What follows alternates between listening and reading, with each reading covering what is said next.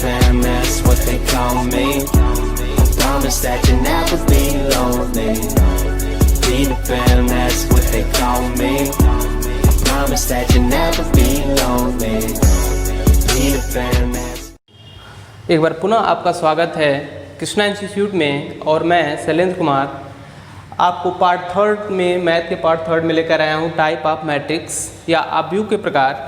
Part two में भी आपको आव्यूह के कुछ प्रकारों के बारे में बताया गया था, और आज हम इसको कुछ छूटे हुए प्रकार के बारे में बताएंगे। तो चलिए स्टार्ट करते हैं वीडियो। देखिए नेक्स्ट जो आपका है विकर्ण आव्यूह या डायगोनल मैट्रिक्स क्या होता है। विकर्ण आव्यूह या डायगोनल मैट्रिक्स क्या होता है, तो ध्यान समझिएगा। एक ऐसा वर्ग आव्यूह, हमने क्या कहा वर्ग आव्यूह, तो वर्ग आव्यूह के बारे में आपको पहले ही बताया गया है कि जिसमें रो और कॉलम की संख्या आपस में बराबर हो उसको वर्ग आव्यूह कहते हैं। तो एक ऐसा वर्ग आव्यूह अगर कोई है जिसके, देखिए जैसे मान लीजिए हमने एक वर्ग आव्यूह लिया 1 2 3 4, तो इसके मुख्य विकर्ण है, मान लीजिए 1 और 4 इसके मुख्य विकर्ण है ये, तो इसके मुख्य विकर्ण को छोड़ के बाकी सभी अवयव शून्य हों, तो ऐसे आव्यूह को हम लोग कहते हैं विकर्ण आव्यूह।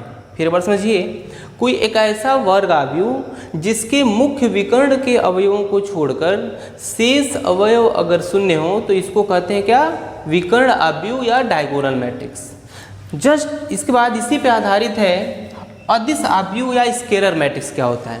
तो ध्यान दीजिए, स्केलर मैट्रिक्स क्या है कि यदि कोई विकर्ण आव्यूह हो, तो देखिए अगर हमने विकर्ण आव्यूह कह दिया तो सिंपल सी बात है कि इसके मुख्य विकर्ण को छोड़ के शेष अवयव 0 होंगे, लेकिन इसी का यह एक स्पेशल फॉर्म होता है, एक स्पेशल कंडीशन होता है।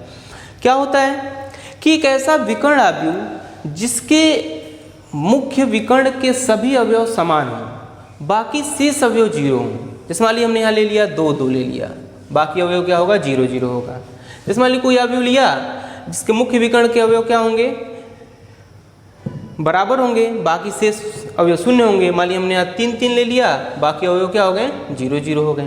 तो ऐसे आव्यूह को क्या कहते हैं, स्केलर मैट्रिक्स या अदिश आव्यूह कहते हैं।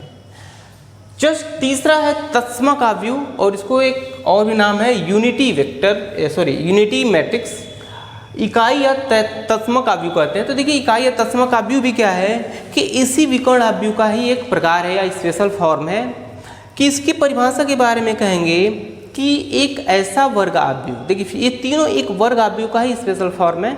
तो एक ऐसा वर्ग आव्यूह जिसके मुख्य विकर्ण के सभी अवयव बराबर हों, मुख्य विकर्ण के सभी अवयव बराबर हों और 1 हो, मतलब 1 1 1 हो गया, बाकी अवयव क्या होंगे, 0 होंगे। तो इसे हम कहते हैं तत्समक आव्यूह। एक ऐसा वर्ग आव्यूह जिसके मुख्य विकर्ण के सभी अवयव क्या हों, 1 हों, तथा शेष अवयव क्या हों, 0 हों। तो इस प्रकार के आव्यूह को हम लोग बोलते हैं तत्समक आव्यूह, और इसको प्रदर्शित करने के लिए हम अंग्रेजी के कैपिटल लेटर I का प्रयोग करते हैं। और इसे मान लीजिए तृतीय कोटि का है अगर ये आव्यूह, तो इसको समझने के लिए यहाँ I3 लिख दिया जाता है। ऐसे ही अगर आपको 2 कोटि का लिखना हो तो हम इसको I2 से रिप्रेजेंट कर देते हैं। तो I2 का एक मैट्रिक्स हो जाएगा 1 0 0 1। तो ये थे कुछ मुख्य विकर्ण के प्रकार, जिसमें आपको स्पेशली बताया गया कि लास्ट प्रीवियस वीडियो में भी बताया गया था कि आव्यूह के प्रकार कौन है, और इसके अलावा भी आपको आगे आव्यूह के प्रकार मिलते रहेंगे। बट इसके बाद हम जैसे जैसे इसमें आव्यूह के रूप में पढ़ेंगे तो जहाँ जहाँ जैसी ज़रूरत होगी उस प्रकार के आव्यूह के बारे में आपसे चर्चाएँ की जाएंगी, और ये आगे बढ़ने के लिए इन आव्यूहों के बारे में जानना आवश्यक है। तो मुख्य रूप से आपको एक बार फिर समराइज कर देते हैं कि कैसे कैसे आव्यूह आपको बताए गए। पहला आव्यूह आपको यही बताया गया कि वर्ग आव्यूह क्या होता है, फिर आपको स्तंभ आव्यूह क्या होता है, क्षैतिज आव्यूह क्या होता है, शून्य आव्यूह क्या होता है, और बाकी विकर्ण आव्यूह, अदिश आव्यूह, तत्समक आव्यूह, जितने भी मेन टॉपिक थे इसमें बताए गए। और जो अब इसमें आप लोग अच्छे से समझ गए होंगे। बाकी जो नेक्स्ट अब टॉपिक हम स्टार्ट करेंगे, इतनी जानकारी होगी तो अगला टॉपिक पढ़ने के लिए आसान होगा। तो जो नेक्स्ट टॉपिक होगा आव्यूह में वो है कि आव्यूहों में समानता।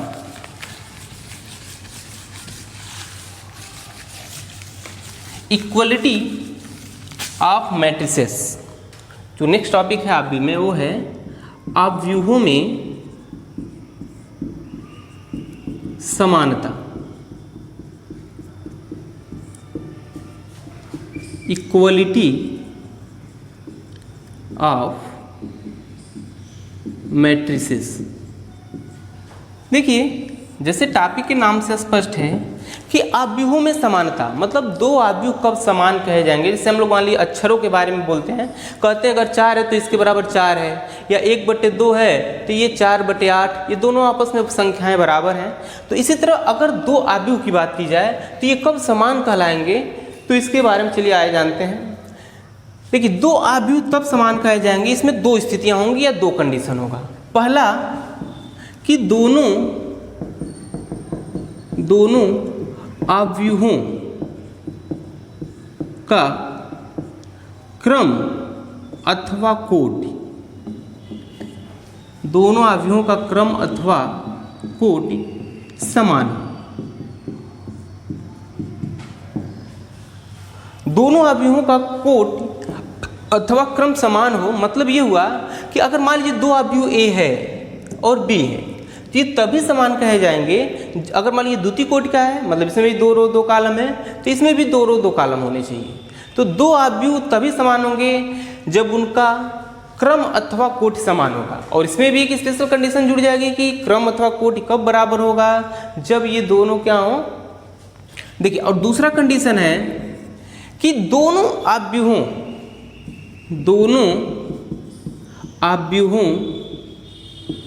के संगत अवयव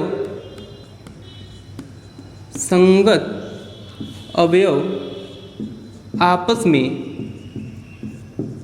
में समान या बराबर। ध्यान से समझिएगा, अगर किसी भी आव्यूह में इस तरह की दो कंडीशन आपके सामने दिख रही है, वो आव्यूह में दोनों स्थितियां अगर अप्लाई हो रही हैं, तो हम कहेंगे कि ये दोनों आव्यूह क्या हैं, एक दूसरे के इक्वल हैं या एक दूसरे के बराबर हैं, समान आव्यूह हैं। कब, जब दोनों आव्यूहों का कोटि या क्रम आपस में क्या हो, बराबर हो, और दोनों आव्यूहों के संगत अवयव आपस में बराबर हो। जैसे एक एग्जाम्पल समझते हैं, मान लीजिए हम आपसे कहें कि क्या, यहाँ लिख दिया हमने ABCD और यहाँ पे फिर लिख दिया 1 2 3 4, और आपसे क्वेश्चन किया गया कि क्या ये दोनों आव्यूह एक दूसरे के बराबर हैं अथवा नहीं है। मान लीजिए इसका हमने नाम दे दिया कैपिटल A, इसका नाम दे दिया कैपिटल B। तो क्या ये आव्यूह बराबर है, तो देखिए हम इन दोनों कंडीशन को फॉलो कराएंगे। अगर ये दोनों कंडीशन इसमें सेटिस्फाई कर रहे हैं तो कहेंगे कहीं ये दोनों आव्यूह आपस में बराबर है, और अगर नहीं है तो दोनों आव्यूह समान आव्यूह नहीं है। चलिए आइए चेक करते हैं। हम इस आव्यूह की बात करें तो इसमें देख रहे हैं 2 रो है और 2 कॉलम है, इसमें भी 2 रो है और 2 कॉलम है, मतलब इनका जो पहला कंडीशन ये सेटिस्फाई कर रहा है। अब ये जरूरी है कि अगर ये दोनों समान आव्यूह हों तो ये दोनों कंडीशन सेटिस्फाई करें। तो दूसरे कंडीशन की बात देखिए कर रहा है कि दोनों आव्यूहों के संगत अवयव, संगत अवयव का मतलब हुआ कि अगर ये फर्स्ट कॉलम का अवयव ए है तो यहाँ भी ए होना चाहिए, सेम अवयव होना चाहिए। यहाँ पे अगर बी है तो यहाँ भी बी होना चाहिए। अगर ये सेकेंड रो फर्स्ट कॉलम का अवयव सी है तो यहाँ भी सी होना चाहिए। बट यहाँ पे हम देख रहे हैं, अगर तुलना कंपैरिजन कर रहे हैं कि दोनों अवयव अलग अलग आ रहे हैं, सभी अवयव अलग हैं, तो हम इनको कहेंगे कि ये दोनों आव्यूह समान आव्यूह नहीं है। इनका कोटि भले समान है बट ये समान आव्यूह नहीं है। और अगर कोई आव्यूह समान आव्यूह नहीं होते हैं, दो आव्यूह आपस में बराबर नहीं है, तो इनको प्रतीकात्मक रूप में हम लोग ऐसे प्रदर्शित करते हैं कि आव्यूह ए इज नॉट इक्वल टू आव्यूह बी, और अगर ये बराबर हैं तो हम इनको कहेंगे आव्यूह ए बराबर बी। तो बस यही आपको समझना है कि दो आव्यूह कब बराबर होंगे, जब उन आव्यूहों का कोटि अथवा क्रम आपस में क्या हो, समान हो, और दोनों आव्यूहों के संगत अवयव आपस में क्या हो, बराबर हो। अब देखिए इस पे क्वेश्चन कैसे उठाता है, कुछ एग्जाम्पल इस पे समझते हैं जो क्वेश्चन रेज करते हैं। मान लीजिए इस पे क्वेश्चन ऐसे दे देगा, कहेगा कि एक आव्यूह ए बराबर है x 3 y और 4, ठीक है, और यहाँ पे दे देगा 1 2 3 और 4। कहेगा कि एक आव्यूह ए बराबर इतना है और बी बराबर इतना है। अब प्रश्न में आपके पहले ही कह देगा कि ये दोनों आव्यूह क्या है, समान आव्यूह, मतलब ए बराबर बी है, ये दोनों आपस में बराबर हैं, तो तथा ए बराबर बी, तब x व y का मान आप क्या करिए, ज्ञात कीजिए। तो देखिए इसमें क्वेश्चन मुख्यतः एक या दो टाइप के ही क्वेश्चन ऐसे होते हैं कि दो समान आव्यूह दे देगा और कहेगा इन अचरों का मान, जैसे x और y का मान आप क्या करिए, फाइंड आउट करिए। तो सिंपल सी बात है, जब दो अवयव समान होते हैं तो हमने अभी आपको बताया कि जब दो अवयव आपस में समान होंगे तो उनके संगत अवयव आपस में बराबर होंगे। मतलब x 3 y और 4 किसके बराबर है? 1 3 2 और 4 के। तो आपको पता है कि ये अवयव बराबर है, देखिए इनका कोट भी बराबर होगा तो संगत अवयव भी बराबर होगा। मतलब ये x किसके बराबर होगा? 1 के, y किसके बराबर होगा? 2 के। तो यहाँ से हम तुलना कर देंगे और लिख देंगे x बराबर 1 y बराबर 2, क्योंकि ये दोनों क्या हैं? समान अवयव। तो अवयवों की समानता में आपको यही इतना जानना है कि दो अवयव अगर समान है तो उनके संगत अवयव बराबर होंगे और उनकी कोट अथवा क्रम आपस में क्या होगा? समान होगा। चलिए अब इसमें कुछ और भी ऐसे एग्जाम्पल देख लेते हैं जो आपके बोर्ड एग्जाम में आने के चांसेस होते हैं 1 नंबर में। तो देखिए इस इक्वलिटी से 1 नंबर का क्वेश्चन आपके एग्जाम में पूछा जाता है कभी कभी। मान लीजिए इससे थोड़ा सा अच्छा क्वेश्चन आता है कि इसमें ऐसे दे देगा कि यदि एक अवयव है, मान लीजिए x प्लस वाई दे दिया, यहाँ 3 दे दिया या 4 दे दिया और फिर यहाँ पे लिख देगा 2x धन y दे दिया, और फिर यहाँ पे मान लीजिए दे दिया 1 3 4 और 5, ऐसे एग्जाम्पल दे दिया। कहा कि ये आपस में बराबर हैं, मतलब ये दोनों समान अवयव हैं, तो x और y का क्या करिए? मान ज्ञात कीजिए। तो हम अवयवों के समानता की प्रॉपर्टी से इसको हल करेंगे। हम जानते हैं कि जब दो अवयव आपस में समान हैं तो इनके संगत अवयव आपस में क्या होंगे? बराबर होंगे। तो हम लोग क्या करेंगे? संगत अवयव की तुलना कर देंगे। मतलब x प्लस 1 किसके बराबर हो जाएगा? 1 के, और ये जो अवयव है ये किसके बराबर है? 5 के। तो 2x प्लस वाई किसके इक्वल हो जाएगा? 5 के। और ये दो चरों का रैखिक समीकरण है जिसको हल करना हम जानते हैं, और इसको आप चाहे प्रतिस्थापन विधि से हल कर सकते हैं, चाहे विलोपन विधि से हल कर सकते हैं, वज्र गुणन से हल कर सकते हैं। इसको हल करके x और y का मान हम ज्ञात करेंगे। तो देखिए अगर हल करना है तो सिंपल है, यहाँ से x का मान अगर y के टर्म में लिखें तो यहाँ लिख सकते हैं y माइनस 1, और यही x की वैल्यू यहाँ पे रख दीजिए। तो मतलब यहाँ पे रखेंगे तो 2 ब्रैकेट में y माइनस 1 प्लस y बराबर 5, और इसको हल करेंगे तो हमको y का मान मिल जाएगा। तो क्या आया? देखिए 2 का मल्टीप्लाई करेंगे तो -2 अब प्लस y इक्वल टू 5, अर्थात 2y में y जुड़ जाएगा तो ये हो जाएगा 3y, और ये -2 उधर जाएगा तो ये हो जाएगा 7, 5 और 2 7, अर्थात तो y इक्वल टू हो जाएगा 7/3। और जब y का मान मिल गया तो हम x का भी मान लिख सकते हैं आसानी से। x का मान क्या हो जाएगा? यहाँ पे रख दिया जाएगा, चाहे यहाँ पे रख दिया जाएगा। तो x बराबर हो जाएगा, y की वैल्यू यहाँ रख दीजिए 7/3 -1, इसको हल कर लेंगे तो x की वैल्यू हो जाएगी 4/3। तो देखिए यहाँ से x और y का मान आसानी से आपको क्या हो जाएगा? प्राप्त हो जाएगा। तो ये इक्वलिटी ऑफ मैट्रिसेस, मतलब इससे जो क्वेश्चन रेज होंगे बेसिकली इस टाइप के क्वेश्चन रेज होंगे जो आप इजीली कर सकते हैं, या अवयवों के समानता से इसके क्वेश्चन को क्या कर सकते हैं? कर सकते हैं। चलिए अब जो ये नेक्स्ट टॉपिक है उसके बारे में चर्चा करते हैं। अब यहाँ से आप लोग अवयवों के समानता पे आधारित प्रश्न कर सकते हैं। अवयवों को देख के पहचान कर सकते हैं कि ये अवयव वर्ग अवयव है, क्षैतिज अवयव है, स्तंभ अवयव है, शून्य अवयव है, अदिश अवयव है, इकाई या तत्समक अवयव है, ये पहचान कर सकते हैं। अवयवों के बारे में बता सकते हैं कि अवयव क्या होता है, अवयव के तत्व क्या होते हैं, अवयव का निरूपण कैसे करते हैं, उसके तत्वों को प्रदर्शन कैसे करते हैं। ये जो बेसिक चीज़ें थी अवयव में, इसके बारे में आप लोगों ने जानकारी हासिल की। जो नेक्स्ट टॉपिक है वो है कि अवयवों का बीजगणित, या अवयवों में हम इसको बोलते हैं अवयवों की संक्रियाएं।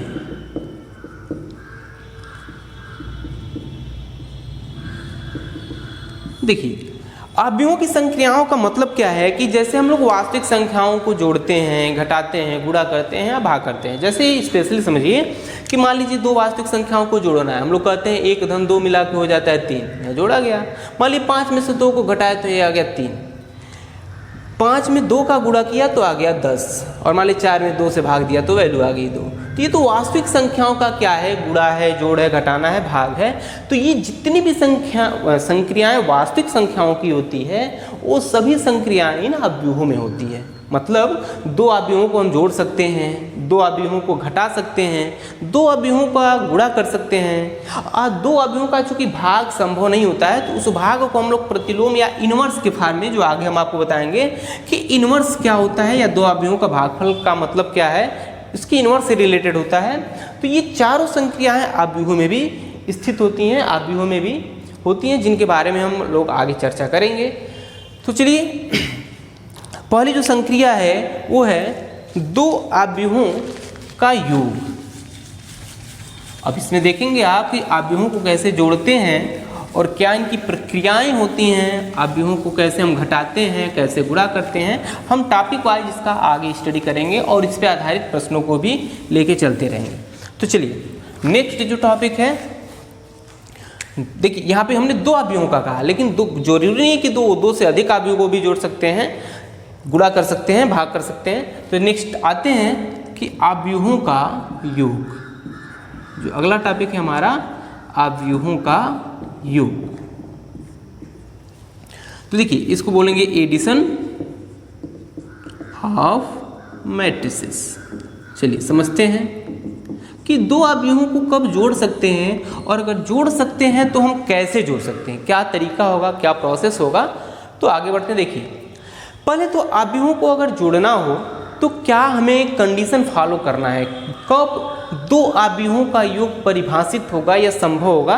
तो इसके लिए समझिए कि जो पहली बात है कि दो आव्यूहों को कब जोड़ सकते हैं, इसके लिए सबसे जरूरी बात है कि इन दोनों आव्यूहों का क्रम या कोटि बराबर होना चाहिए। मतलब आव्यूहों के योग के लिए जो फर्स्ट कंडीशन है कि आव्यूहों का क्रम या कोटि समान हो। जैसे मान लीजिए, अगर एक सिंपल सी बात कहें कि क्या एक आव्यूह है 1 2 3 4, इसका हमने नामकरण दिया A, हमने B का नाम दे दिया 5 6 7 8 9 3, एक आव्यूह B ले लिया, और आपसे पूछे कि क्या इन आव्यूहों का, दोनों आव्यूहों का योगफल संभव है कि नहीं है, तो आप ये देखेंगे कि ये दोनों आव्यूहों का क्रम क्या बराबर है। अगर बराबर होगा तो संभव होगा, बराबर नहीं है तो संभव नहीं होगा। तो देखते हैं कि इसका जो कोटि क्रम है, 2 रो है 2 कॉलम है, मतलब 2 क्रॉस 2 है। इसका देखिए 2 रो है 3 कॉलम है। तो चूंकि इनका क्रम बराबर नहीं है, इसलिए यहाँ पे इनका योगफल परिभाषित नहीं है, मतलब हम इनका योग ज्ञात नहीं कर सकते हैं, योग ज्ञात नहीं हो पाएगा। मतलब हुआ कि योग केवल और केवल तभी संभव है आव्यूहों का, 2 या 2 से अधिक आव्यूहों का, जब उनका कोटि या क्रम आपस में क्या हो, बराबर हो। जैसे समझिए, एक आव्यूह हमने लिया द्वितीय कोटि का 1 2 3 4, और दूसरा आव्यूह B लिया, हमने इसका नाम दिया 3 5 6 7, और आपसे पूछें कि क्या इनका योगफल संभव है, तो आप देख के बता सकते हैं कि इसका भी 2 रो 2 कॉलम है, इसमें भी 2 रो 2 कॉलम है, तो इनका योगफल क्या है, संभव है, मतलब इनको जोड़ा जा सकता है। अब जोड़ने की प्रक्रिया क्या होती है, इसको अगले स्टेप में समझिए कि कैसे जोड़ते हैं। आव्यूहों को जोड़ने के लिए संगत अवयव का योग करते हैं, संगत अवयव का योग, संगत अवयव का सरल योग करते हैं। और देखिए, अगर 2 आव्यूह A और B हैं तो इनके योगफल को हम प्रतीक के रूप में A धन B लिखते हैं। जैसे आप लोग 1 धन 2 लिखते हैं, 3 धन 4 लिखते हैं, वैसे ही प्रतीक के रूप में इसको A धन B लिखा जाएगा। जैसे मान ली इन आव्यूहों को जोड़ना है तो हमने इसको सिंपल लिख देंगे 1 2 3 4, अब प्लस 3 5 6 और 7। अब इनको जोड़ते हैं। देखिए, अभी आपको बताया कि इनका योगफल संभव होगा, क्यों होगा, क्योंकि इनकी कोटि या क्रम आपस में बराबर है। और दूसरी चीज, कोटि और क्रम बराबर, और जोड़ने का तरीका बताया कि जोड़ेंगे कैसे। तो देखिए सिंपल है, 1 का योगफल हमेशा 3 से होगा, मतलब 1 धन 3। संगत अवयव का योग संगत अवयव से करना है। जैसे यहाँ 8 1 2 है अवयव और यहाँ B 1 2 है, तो इस अवयव के साथ ये जुड़ेगा, मतलब 2 अधन 5। सिंपल एकदम। 3 के साथ कौन जुड़ेगा, 6, और 4 के साथ जुड़ेगा 7। अब इसको 8 कर देंगे, जब 8 करेंगे तो क्या आ जाएगा, 4 9 7 एंड 11। ये हो गया इन 2 आव्यूहों का योगफल। अब ये देखिए, द्वितीय कोटि का था, ऐसे अगर तृतीय कोटि का हो, चतुर्थ कोटि का हो, 5वीं कोटि का हो, तो आप उन अवयवों को जोड़ सकते हैं उनके संगत अवयवों का सरल योग करके। तो देखिए, ये है अवयवों का योग। एक अदर एग्जाम्पल, अगर तृतीय कोटि का समझना है तो उसको लेके चलते हैं। जैसे मान लिया अगर तृतीय कोटि के 2 अवयव हैं और उनका योगफल आपको ज्ञात करना है। मान लीजिए एक अवयव ए है 1 2 3 4 5 6 7 8 9।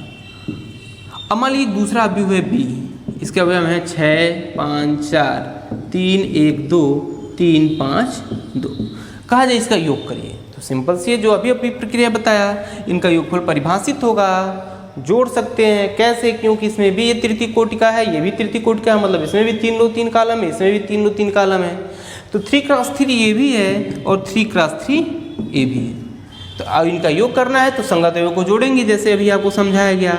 ए धन बी करेंगे 1 2 3 4 5 6 7 8 9 और प्लस 6 3 3 5 1 5 4 2 2 और इसको जोड़ेंगे। तो देखिए जोड़ने पे क्या मिलेगा फिर, 1 धन 6 मतलब 1 के साथ 6 जुड़ेगा, 2 के साथ 3 जुड़ेगा, 3 के साथ 3 जुड़ेगा, 4 के साथ 5 जुड़ेगा, 5 के साथ संगत अवयव को जोड़ते जाएंगे। 6 के साथ 5 जुड़ेगा, 7 के धन 7 जुड़ेगा, 8 के साथ 2 जुड़ेगा और 9 के साथ भी 2 जुड़ेगा। अब बस इसका सरल योग कर दीजिए। 6 के साथ 5 6 9 6 11 11 10 एंड 11। ये है इन दो अवयवों का योग, जो आप तो इजीली आप इसको क्या कर सकते हैं, जोड़ सकते हैं और इस प्रकार से आप लोग अवयवों का योग क्या कर सकते हैं, ज्ञात कर सकते हैं।